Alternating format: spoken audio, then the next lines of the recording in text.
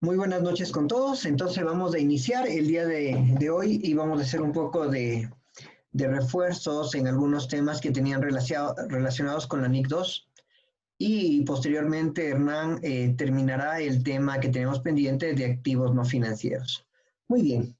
Entonces vamos a empezar con una situación que han realizado algunas consultas y efectivamente, ¿cuál sería el impacto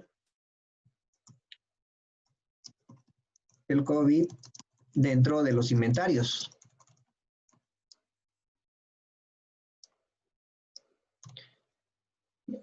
Nosotros debemos analizar que efectivamente no existe una disposición expresa, tal como sí se pronunciaron con los contratos de arrendamiento de la NIF 16 en el tratamiento del resto de partidas del balance. No existe unos procedimientos adicionales para poder medir el impacto del COVID en los inventarios.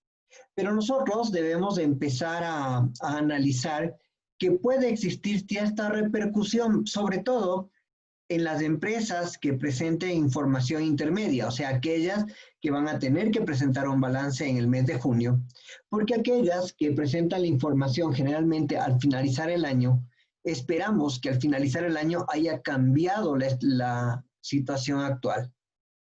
¿Qué es lo que sucede?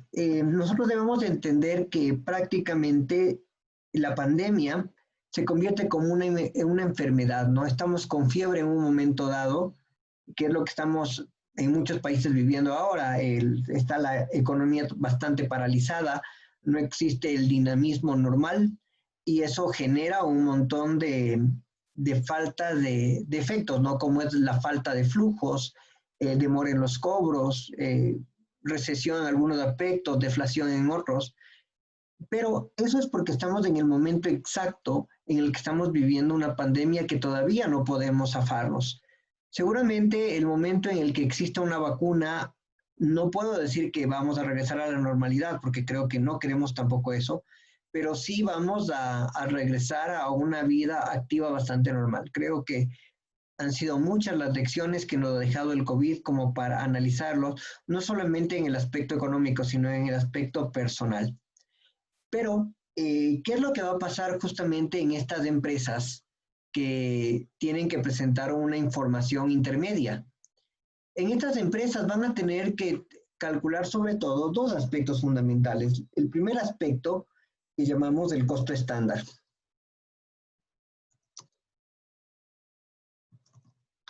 Vamos a trabajar primero con el costo estándar.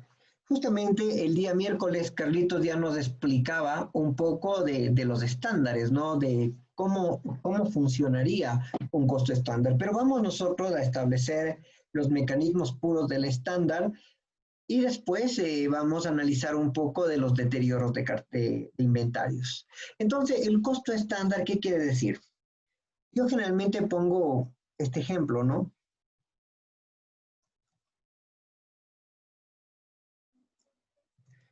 Febrero, marzo y abril. En febrero tenemos ventas de 90 unidades a $10. Esto sería precio y esto sería cantidad, cantidad y precio.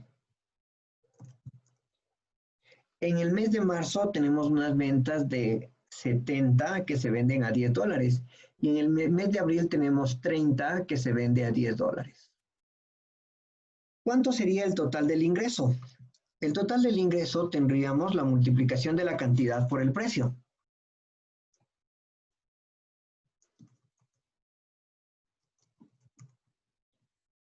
Total de ingreso.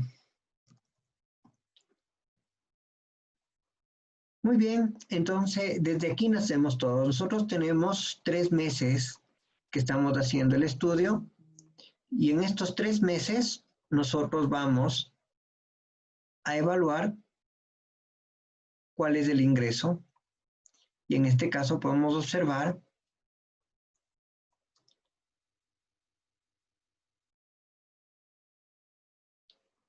que el ingreso dio esta cantidad. Para nosotros vender algo, vamos a tener dos aspectos, costos variables y costos fijos. Entonces yo puedo decir que el costo variable es 5, por poner una cantidad, ¿no?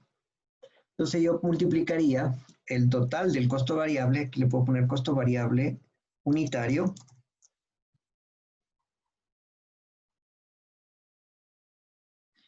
y al lado abajo podría ponerle costo variable total.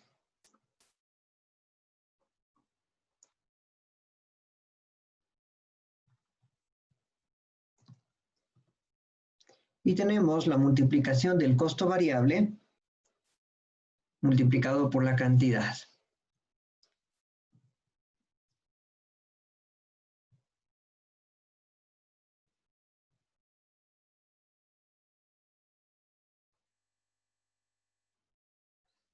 Creo que tenemos claro que es un costo variable. El costo variable es aquel que va de la mano con la producción, ¿no? Entonces, si yo vendo 10 gaseosas, tengo que comprar 10 gaseosas. Entonces, ¿en qué se convierte el variable? En las 10 gaseosas que adquiero. Si nosotros embotellamos unas gaseosas, podría decir que mis variables serían las botellas, el agua y las tapas, por poner un caso.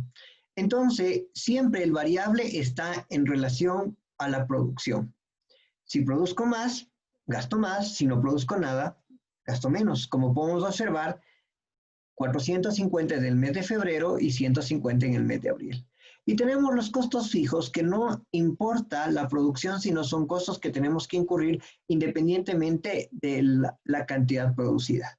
Entonces vamos a poner que nuestros costos variables son 250. Perdón, nuestros costos fijos son 250. Muy bien, y aquí tenemos el total de costos.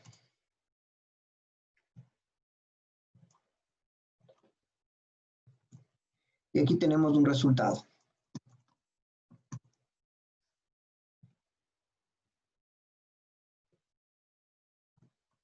Que tenemos una utilidad de 200, 100 y una pérdida de 100.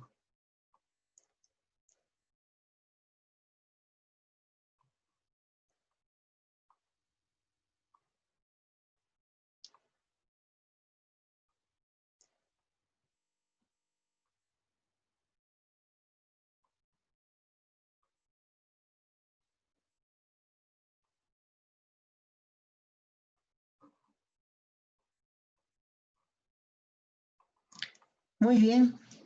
Entonces, esa es nuestra realidad. ¿Cuál es la consideración? Generalmente, los costos se establecían dividiendo el costo total para la cantidad producida. Para la cantidad en este caso sería vendida, ¿no? Cantidad de ventas. Todo lo que hemos producido hemos vendido.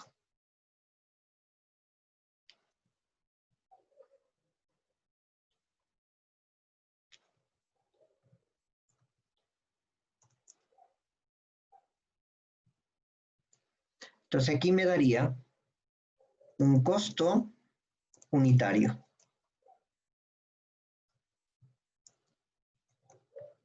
Y miren lo que sucede. El primer mes yo tengo un costo unitario de 7,78. El segundo mes tengo un costo unitario de 8,57 y el tercer mes tengo un costo de 13,33. Entonces imaginémonos que viene el gerente y les dice, necesito saber cuánto es el costo para hacer una operación.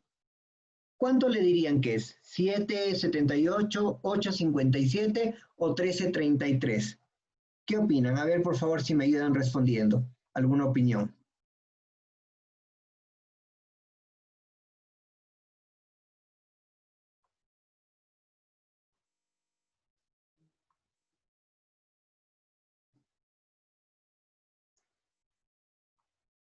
Sí, no veo todavía a ninguna persona. 13,33 nos dice Lisa, 8,57, depende de la cantidad producida. Claro, aquí es lo que decimos, dependería de la capacidad productiva. Pero, ¿Cuál es la respuesta? El gerente no entiende de contabilidad. Ahí no le podemos decir es 13 o es 7 o es 8.57. Entonces, si me dice, viene y me dice, necesito que ahorita me digas cuánto es mi costo para poder vender. ¿Qué le responderíamos? Depende de las ventas. El promedio de los tres, nos dice Mónica. Nosotros podríamos decir igual promedio y justamente le promediamos, ¿no? Y nos da 9.89. Entonces, ¿estarían de acuerdo con eso? Y empezamos con los problemas, ¿no? ¿Cuál es el verdadero costo? Entonces, es muy difícil decirlo y aquí están los problemas y por eso muchos de los gerentes nunca le piden los datos a la contabilidad, sino ellos tienen sus propias estructuras de costos para establecer, porque si nosotros les decimos siempre nos dirán que están mal. Entonces, imagínense en que tenemos esta alternativa, los tres valores o el último valor, ¿no? O un promedio. Pero ¿qué pasaba si el último solo hacía 10? Imagínense. ¿Y creen que hubiera sido lógico que yo venda en 10 lo que me cuesta 15? Como que no es lógico, ¿no es cierto? Entonces, aquí nace el problema de justamente establecer un estándar.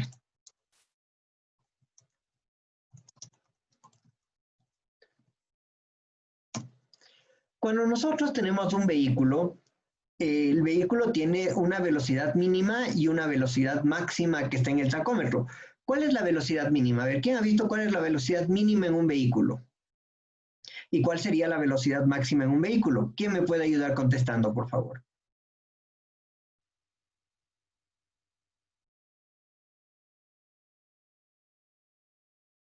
A ver, ¿quién se acuerda en el tacómetro, en donde se marca la velocidad? ¿Cuánto es la velocidad mínima y cuál es la velocidad máxima? Dani nos dice de 0 a 200, efectivamente.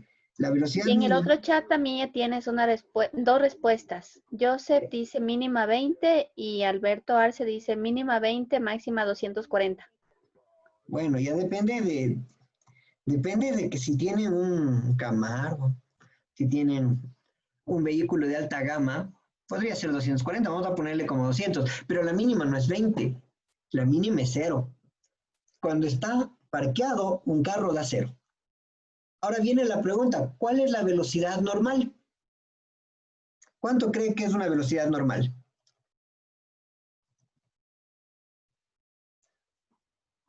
A ver, Katia Chacón dice 50. 50. Bueno, sí, depende del piloto, por supuesto, ¿no? Ivonne nos dice 80. Listo, pongamos por el momento 80. Depende de la zona, 60. Y depende de la zona, de tantas otras cosas más. Efectivamente. Entonces, esto es el espíritu del estándar. El estándar no te dice establezca lo mínimo, ni establezca lo máximo, sino establezca lo que generalmente usted maneja. Y muchos pueden decir, sí, yo manejo a 80 kilómetros por hora. Podría ser una de las respuestas, ¿no es cierto? Entonces, ¿qué es la capacidad normal? La capacidad normal, bueno, me sale con centavos, le voy a poner todo con centavos. La capacidad normal es lo que generalmente nosotros podríamos utilizar. Nadie puede decir que siempre utiliza el carro a 200, ni nadie va a decir que el carro siempre está en 0, sino para qué compró el vehículo. Lo mismo pasa en una maquinaria. Imaginémonos que una maquinaria produce 2.400 botellas el día. Esa sería la capacidad máxima, 2.400. La capacidad mínima ya hemos dicho que es 0. ¿Cuál será la capacidad normal?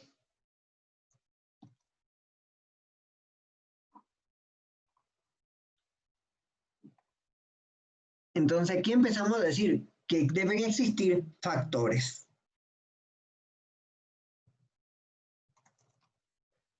Factores que limitan la capacidad normal. Por ejemplo, los factores que limitan la velocidad pueden ser los controles de velocidad. En algunos lugares se puede decir dentro de la ciudad es 60. Otros se pueden decir en carretera es 90. Otros se pueden decir en carretera de alta velocidad es 110. ¿Qué nos limita? La ubicación. De igual manera, siempre vamos a tener factores en la producción. Un factor puede ser la mano de obra. La máquina me dice que me produce 2.400 botellas trabajando ¿cuántas horas? 24 horas. Entonces, no vamos a poder llegar a cumplir las 2.400 botellas porque nosotros solo tenemos un turno de trabajo. ¿Cuál sería la limitación? Si nosotros trabajamos 8 horas, la limitación sería 800 botellas. Eso tomando en cuenta que todos trabajarían sin... permíteme un segundo, por favor. ¿Ya? Pero tomando en cuenta que todo el mundo trabajaría 8 horas sin tomar ningún receso, pero eso no es verdad. Nosotros sabemos que de las 8 horas que un trabajador labora, generalmente un promedio bueno es de 6 a 6.5 horas. Entonces yo puedo decir que el promedio sería 600 limitados por la mano de obra. Entonces, la capacidad normal de producción está dada por factores. En este caso hemos hecho el análisis de la mano de obra, pero también puede ser factores como el costo de la electricidad en ciertas horas pico, como puede ser además la cantidad de materia prima que disponemos. Entonces, nosotros tenemos muchas alternativas para poder definir cuál sería la capacidad normal. Pero hemos hecho un análisis de cómo se establece la capacidad normal de producción. ¿Alguna pregunta hasta aquí, por favor?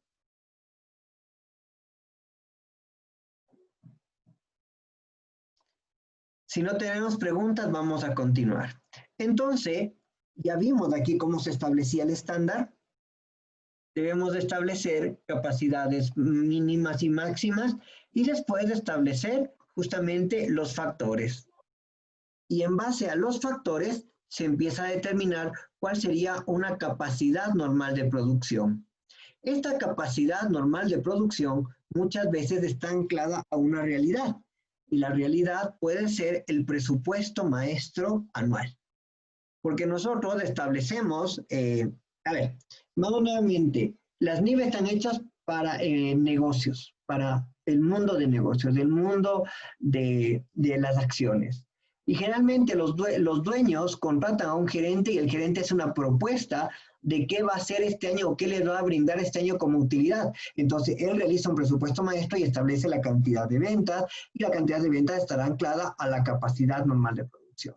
Y hay que tener mucho cuidado porque recuerden, si revisamos un poco las teorías clásicas de Taylor y Fayol, nosotros debemos saber que no necesariamente más gente puede hacer las cosas más rápido, porque llega un momento en que se estorban entre sí.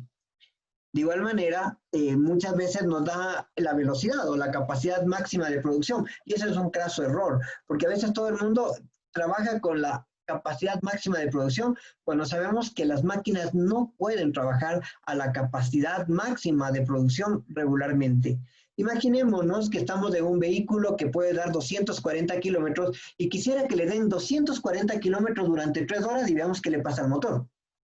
O sea, no están hechos para mantener una capacidad máxima de producción, sino llegar hasta esa capacidad y después bajar. Entonces hay que tener mucho cuidado al establecer los factores normales de producción.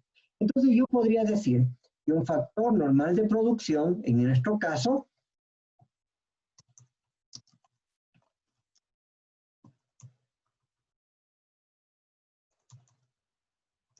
es 100 unidades.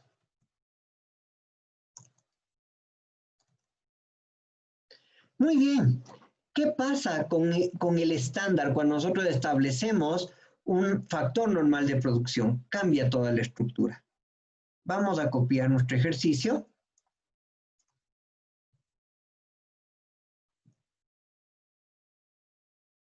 Y aquí, ¿qué es lo que empezamos a establecer? Que ya no me interesa el costo fijo como estaba establecido antes, sino me interesa cuánto es lo que debería producir. Entonces dice, si mis costos fijos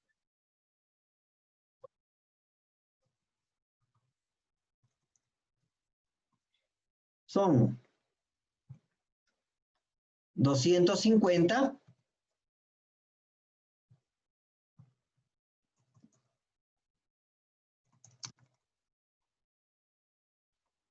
Mi capacidad de producción es 100, mi costo fijo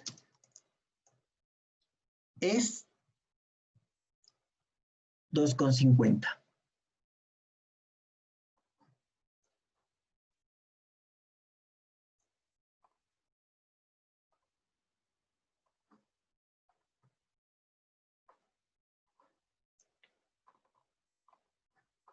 Entonces, ¿qué sucede? Ya no le puedo considerar los 250 de costo fijo, sino que es lo que tenemos que establecer ahora, que el costo total va a estar establecido por dos elementos. El costo fijo, que va a ser el valor de los 250 por la capacidad, por lo producido.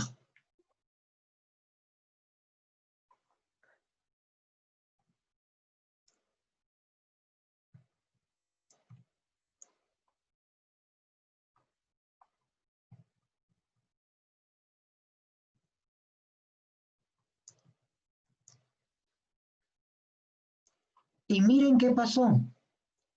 Ahora sí podemos decir, ¿cuánto es mi costo unitario? Se estandarizó. Yo sé que mi verdadero costo unitario no ha sido 7,78, ni 8,53, ni 13, ni el promedio. Mi costo unitario es el estándar con la capacidad normal de producción. En este caso es 7,50. Pero ¿qué sucede con la diferencia? Porque yo no tuve como gastos fijos 225. Empiezo a restar los 250, que es lo que pagué. Bueno, vamos a ponerle acá arriba, perdón. Los costos fijos. Le resto lo que efectivamente pagué menos la asignación que me corresponde, y esta variación de costos fijos le llamamos improductividad.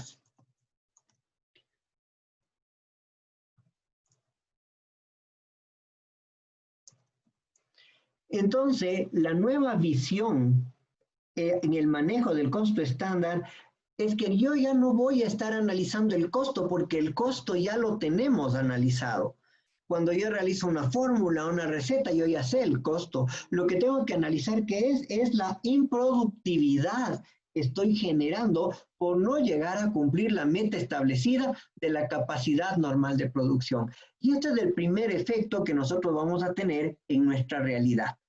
Nosotros vamos a tener un costo de improductividad más elevado en los meses afectados por la pandemia. ¿Por qué? Porque seguramente no llegamos a los factores normales de producción 100, sino estamos con 30, lo que quiere decir que tengo un factor de improductividad sumamente alto. Miren, nos olvidamos de analizar los costos y nos ponemos a analizar la improductividad. Muy bien, aquí por favor cualquier tipo de preguntas para poder responderlas, si hay alguna inquietud. ¿Alguna duda, por favor?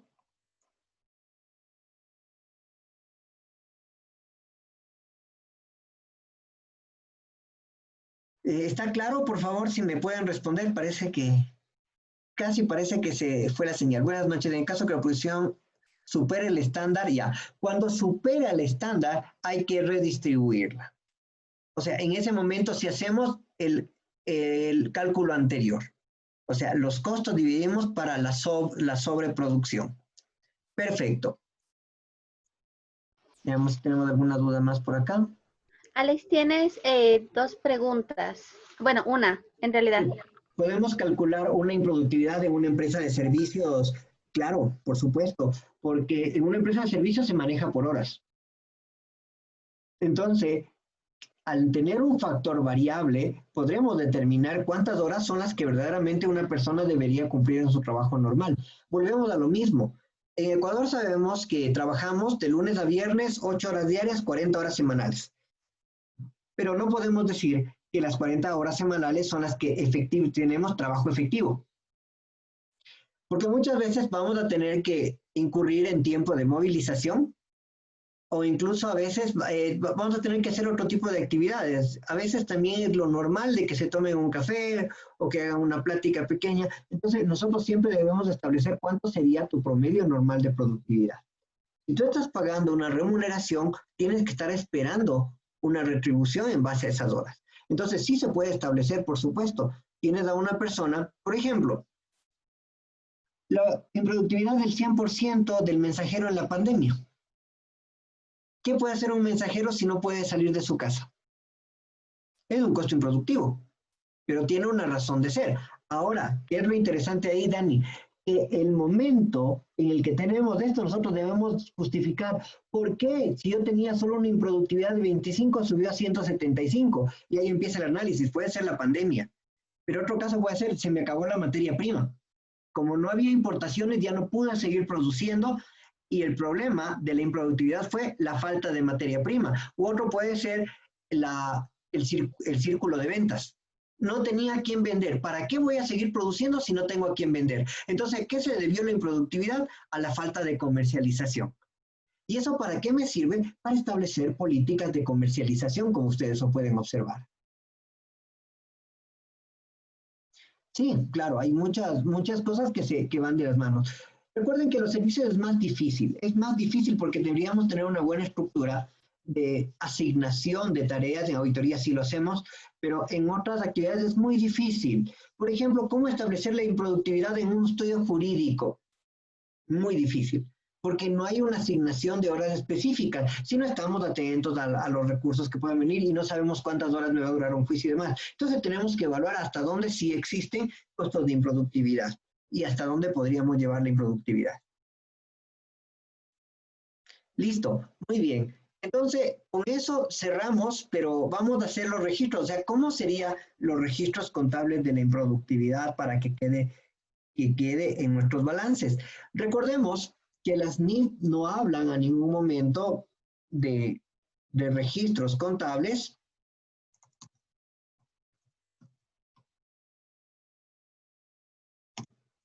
No habla en ningún momento de registros contables. ¿Por qué? Porque la técnica contable no se encarga. Eso ya desapareció hace 20 años, 20, 25 años, cuando cambió la concepción de la contabilidad, de dejar de ser la guía de registro contable a convertirse en análisis de información financiera. Entonces, y van a entender, ¿no? Y de pronto se van a dar cuenta que gran cantidad de Hernán y todo eso generalmente no se hacen ejercicios, registros contables así tan pormenorizados, porque en el IASBI generalmente siempre nos dicen, traten de evitar al máximo el registro y traten de dar más énfasis en el análisis. ¿Por qué? Porque muchas veces nos quedamos grabados con un registro contable y asumimos que esa es la respuesta para todas las dudas, y no. Lo que en estos días he estado, anteayer también estaba contestándole sobre el caso del petróleo y demás, todo depende de un análisis contractual. O sea, no podemos nosotros decir que en todas las transacciones se va a utilizar el mismo registro contable. No, hay que analizar la transacción y en base a la transacción determinar un procedimiento. De igual manera, hay países como Perú que tiene un plan único de cuentas y hay países como Ecuador que no existen planes únicos de cuentas. A ningún momento eso quiere decir que el uno esté mal o el otro está bien, no. Ya son políticas de cada jurisdicción. Muchas veces es bueno una guía de un plan de cuentas, pero a veces limita demasiado el accionar de un contador porque el contador se vuelve demasiado mecánico, sabe de memoria las cuentas, pero no tiene el poder de análisis de aplicación en ciertos casos. Entonces vamos a hacer un pequeño resumen de cómo serían los registros contables, ¿no?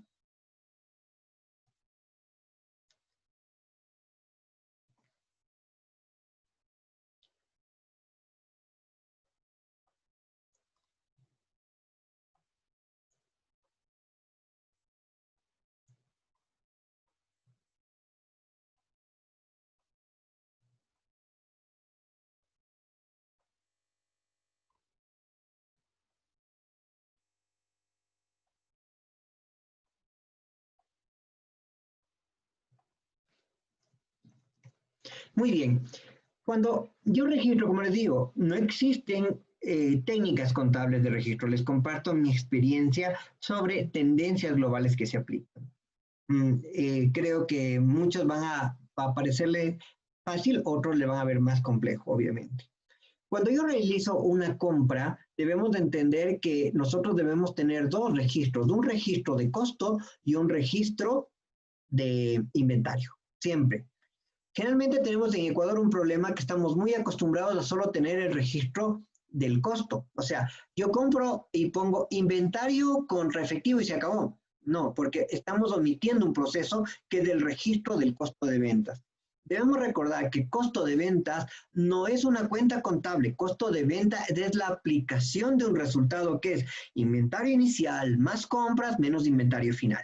Entonces, cuando yo realizo una compra, voy a tener un grupo de costos que se llama compras, y le puedo poner, en este caso, vamos a ponerle un valor directamente, este de acá, $5. Vamos a hacer el primer mes, serían 450. $450 en compras, contra una cuenta de activo que sería el efectivo. Caja o bancos, como quieran ustedes llamarle, ¿no? Por los 450.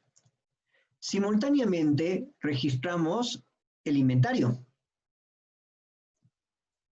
que me permite registrar un activo que le llamo inventario.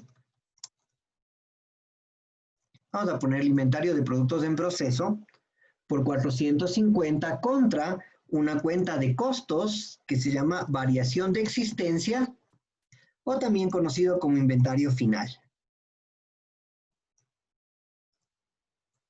que la hacemos por los 450. Entonces, ¿qué nos quedaría en el estado de resultados? Aplicando la fórmula del costo. Inventario inicial 0, compras más 450, menos inventario final 450, efecto 0. Pero tenemos todas las cuentas que conforman el costo. Después nosotros tenemos el gasto fijo, que le vamos a decir que es un costo de arrendamiento.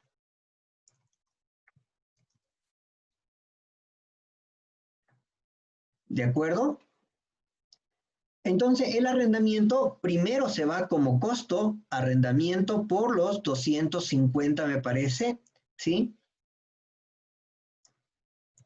Contra efectivo por 250. Y de igual manera, esto se incorpora en el costo por 250 en el inventario de productos en proceso contra variación de existencias por 250. Listo, y de esta manera ustedes ven que en el estado de costo, producción y ventas yo voy a tener gasto compras, por ponerle materia prima, abajo arrendamientos. Pero ¿qué sucede? Ya cuando termino el proceso, yo tengo que cerrar el inventario de productos en proceso y tengo un inventario de productos terminados. Pero el inventario de productos terminados va a ser en base al estándar. ¿Cuánto es el estándar? El estándar me dice que es 675. Pero yo debo cerrar el inventario de productos en proceso por 700. La diferencia automáticamente va a ir a variación de existencias.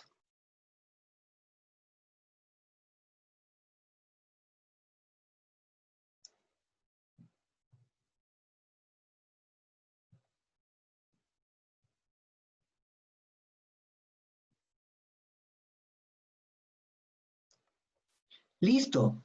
¿Cómo queda mi estado de costos? No hemos vendido nada, ¿no? Solo para que analicemos. ¿Cómo queda mi estado de costo, producción y ventas? Voy a tener en venta 0.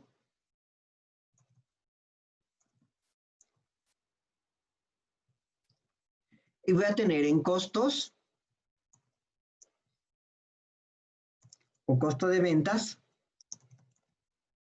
inventario inicial, que es 0, compras,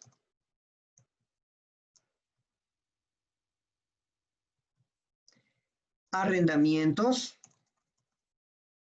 y menos inventario final. Entonces, documentemos. Inventario inicial 0, compras, los tengo por acá arriba.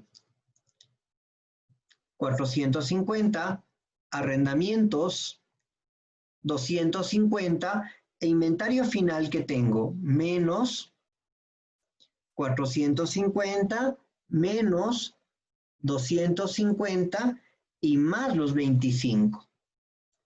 Automáticamente, el momento de sacar el costo de ventas, a pesar de que yo no tengo nada vendido, ya tengo un efecto en resultados de los 25, que es la improductividad, a pesar de no haber vendido nada. Y este es el efecto de la improductividad en el balance.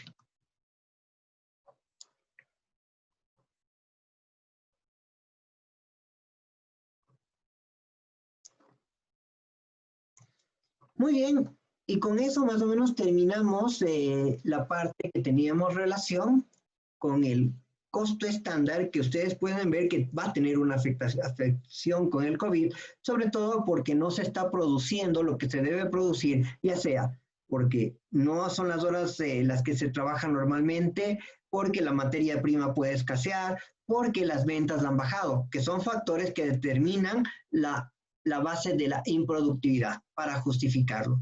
Muy bien, amigos, ¿alguna pregunta para responder antes de pasar al siguiente tema?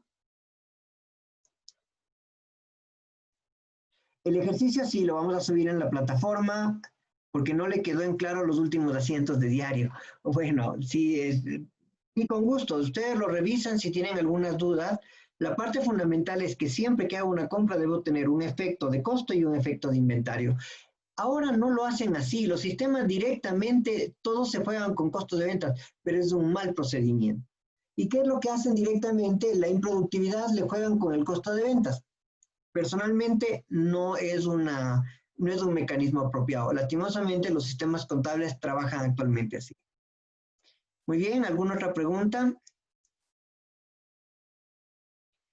¿Cuáles podrían ser los indicios para revisar o cambiar el estándar, o no se puede cambiar una vez establecido? Bueno, el estándar generalmente no cambia porque son las recetas. Cada año podría establecer una nueva receta, ¿no? Pero no es que el éster vaya a cambiar por la pandemia, no. Más bien en la pandemia se ratifica el estándar y de allí tú puedes sacar la improductividad. Porque tú no puedes modificar el estándar. Imagínate, veamos en nuestro ejemplo, ¿qué pasaba si le cambio mi estándar de promedio a 30? Verdaderamente el costo va a ser de 13.33 y el resto está vendiendo a 10, o en otro lado una importación sale a 10, o sea, salgo del mercado. Entonces hay que tener mucho cuidado en este sentido. Más bien, no se ajustaría salvo que cada vez afinemos las recetas exactas. Cuando hago una pizza vas a decir, entra tantos gramos de harina, tantos huevos, tanto queso, tantos embutidos. Esa es una receta. No tiene por qué cambiar la receta, salvo de que encuentren una nueva harina que sea más esponjosa, por ponerte un caso, ¿no? O exista un producto alternativo. En vez de queso le van a poner un queso vegetal. Ya, en eso sí cambiaría la receta, pero la lógica es que no debería cambiar la receta. Estimada Ivonne, me has levantado la mano, ¿quieres comentarnos algo? Y si puedes escribir, por favor. O si quieres te doy audio. Si quieres puedes ahorita hablar.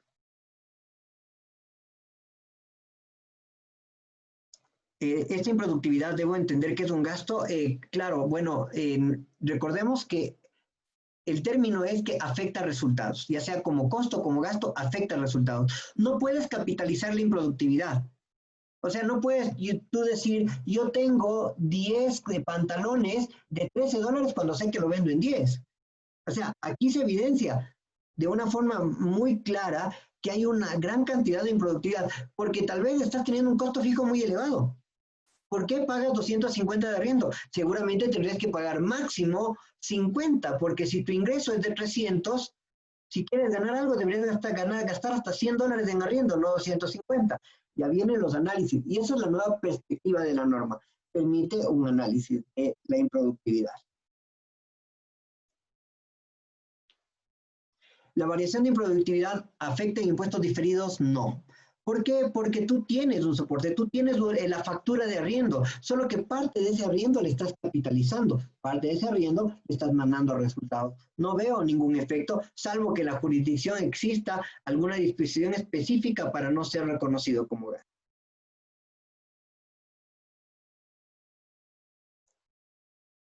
El desperdicio que quede en costo de ventas solo... a ver, gracias. Esta es otra pregunta. Es decir, que el desperdicio siempre queda en costo de ventas, solo que en diferente momento de ventas. Es muy interesante la pregunta, verás. Muchas veces tenemos nosotros lo que se llaman los subproductos. Tenemos el producto principal o productos cuando son dos productos similares. De la leche saco queso y puedo sacar yogur.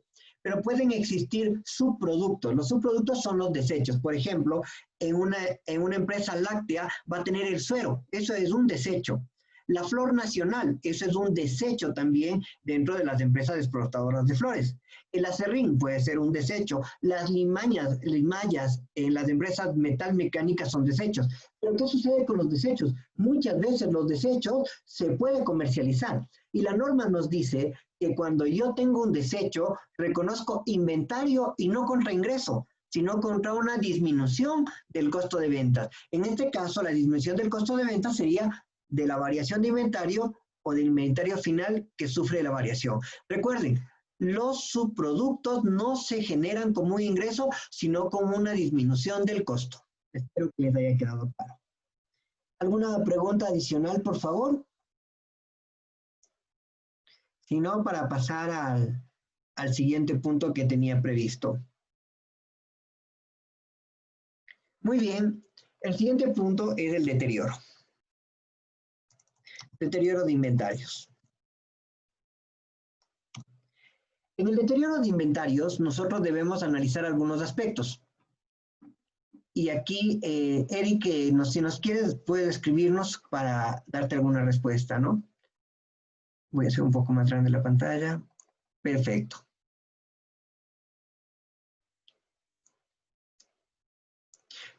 ¿A qué se refiere que no se pueden capitalizar la improductividad? Es decir, que la norma está siendo mandatoria para que se aplique como estándar. Sí.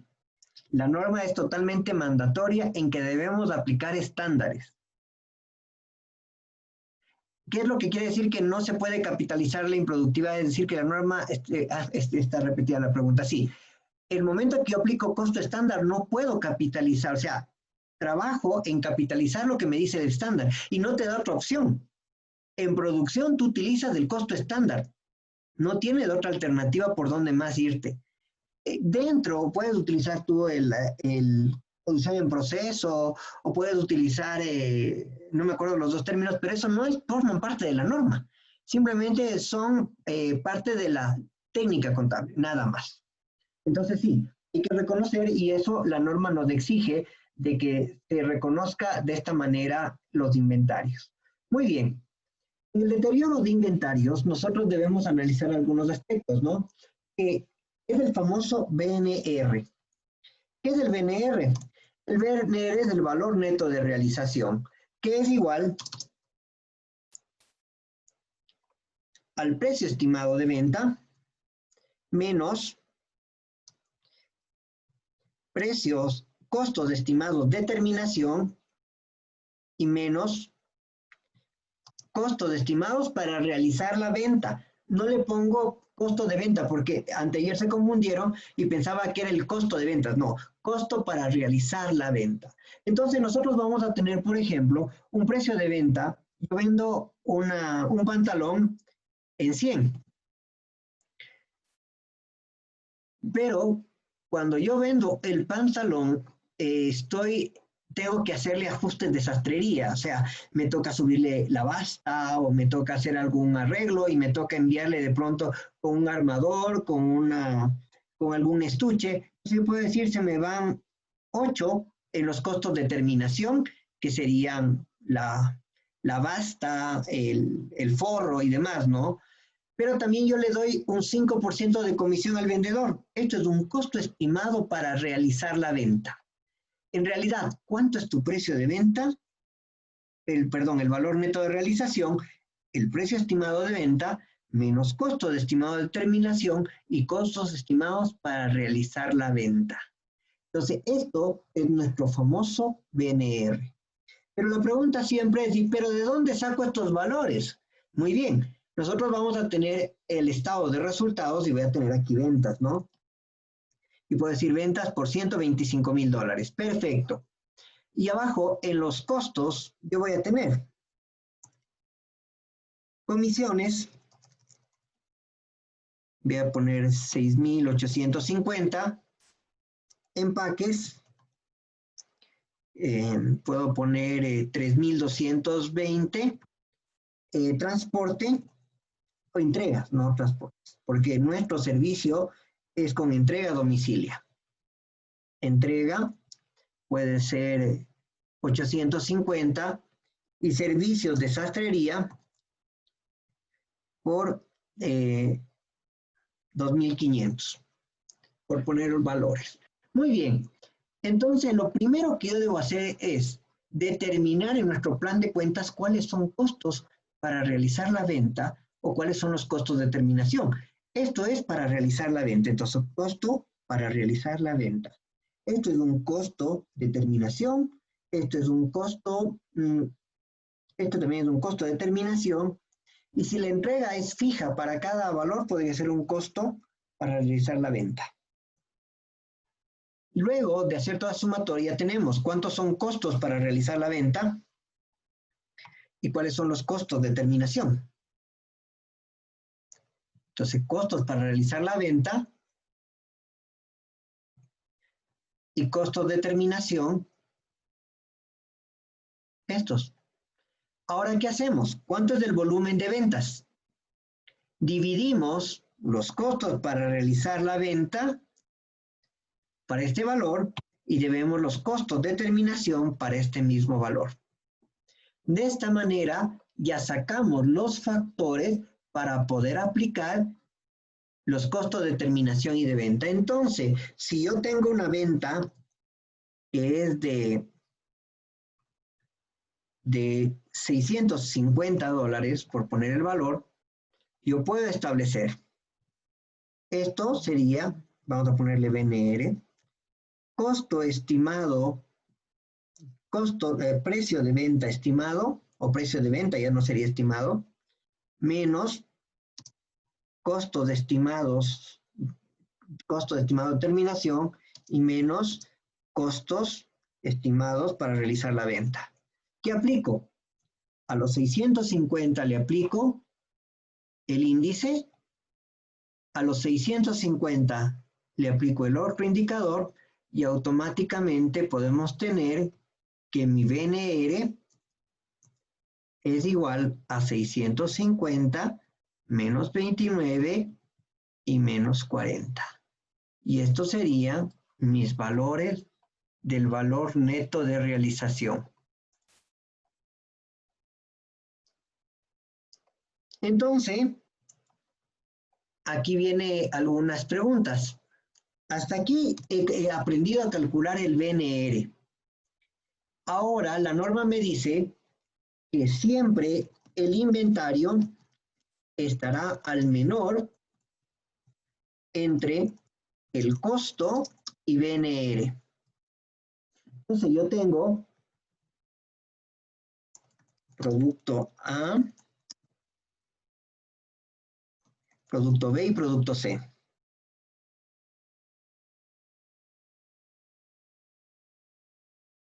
Muy bien, entonces empecemos. Yo tengo en cantidad costo unitario, costo total.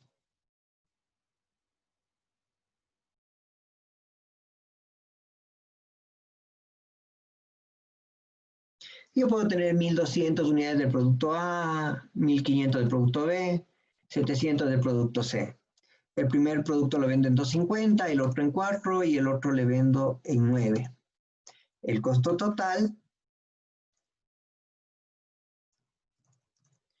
es este valor. Lo que quiere decir que mi inventario en contabilidad debe ser de 15,300.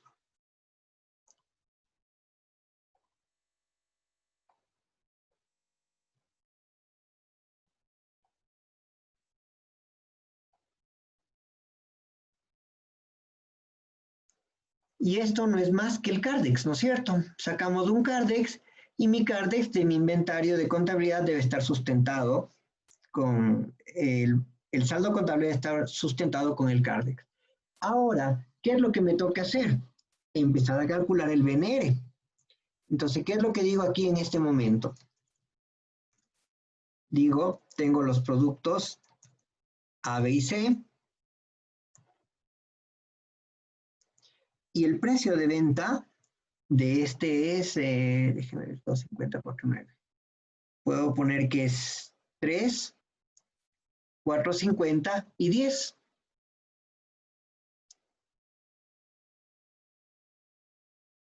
No, pongámosle aquí 5.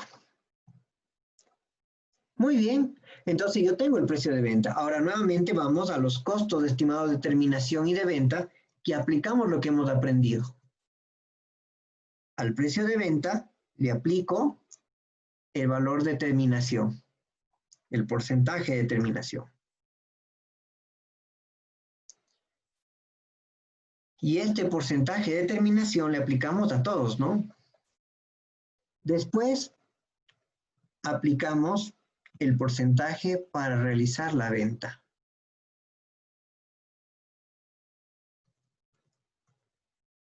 Y de esta manera tengo el valor neto de realización.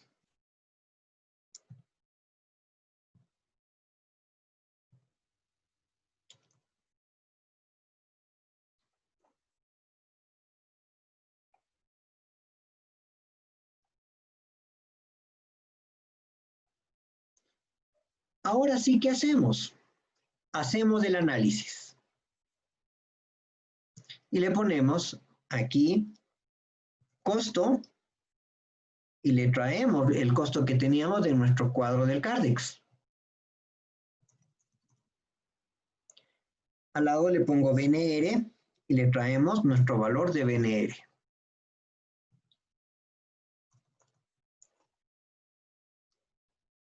Y aquí tenemos ya el neto. Y aquí aplicamos cuál de los dos es el menor. Si este de aquí es mayor que este, en este momento, tómeme el menor. Caso contrario, tómeme el mayor.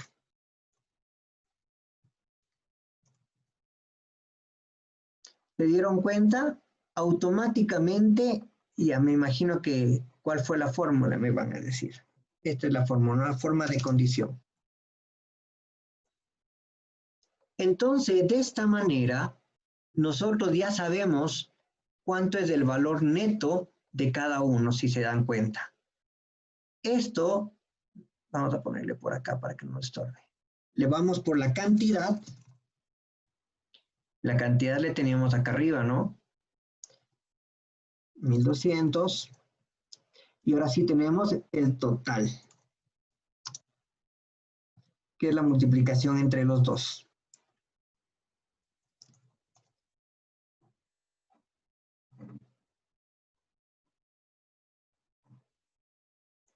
Suman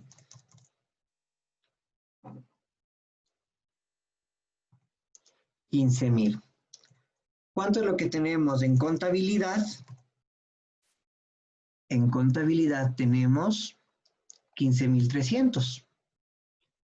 Automáticamente la diferencia es el deterioro de 51,52. Recapitulemos. ¿Qué es lo que hicimos primero? Sacamos de la contabilidad del CARDEX. Después establecemos nuestro precio de venta y establecemos los costos estimados de terminación y para realizar la venta, tal como lo vimos en la parte superior de nuestro balance, puede ser del año pasado. Una vez que tenemos este, comparamos entre el costo y el valor neto de realización y nos da, escogemos el menor de los dos. En este caso va a ser 250, 4 y en el último es un poco menor, 893. Multiplicamos por la cantidad y con esto nos da el inventario valuado. Menos el inventario de contabilidad nos da el deterioro. ¿Cómo registramos contablemente este deterioro? Contablemente La verdad, como digo, la técnica contable debe ser para mí más práctica, ¿no? Yo no me voy archivo por archivo, sino creo una cuenta regulatoria en el grupo de inventarios, que sería primero un gasto, como deterioro de inventarios, por los 51.52, y creo una cuenta regulatoria de activos como deterioro acumulado de BNR de inventarios por los 51.52. Y de esta manera, el próximo año vuelvo a evaluarlo. Si aumenta el deterioro, se hace un asiento muy similar. Pero si disminuye el deterioro, la contrapartida de deterioro acumulado será una cuenta de ingreso. Recuérdense, todas las provisiones se ajustan en menos generando un ingreso, no se ajustan directamente a la cuenta del gasto.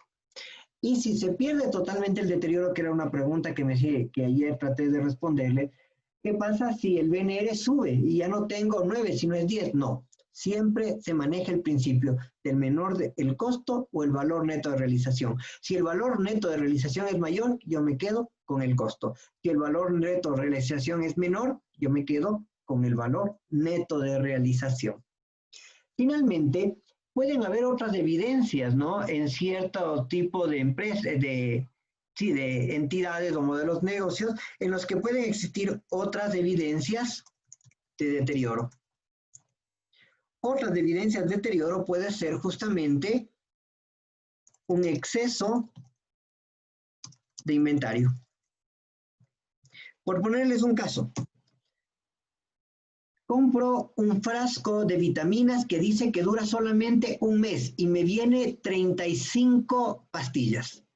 Viene la pregunta, ¿cuántos voy a utilizar? Bueno, depende del mes, ¿no? Hablemos de un mes de 30 días.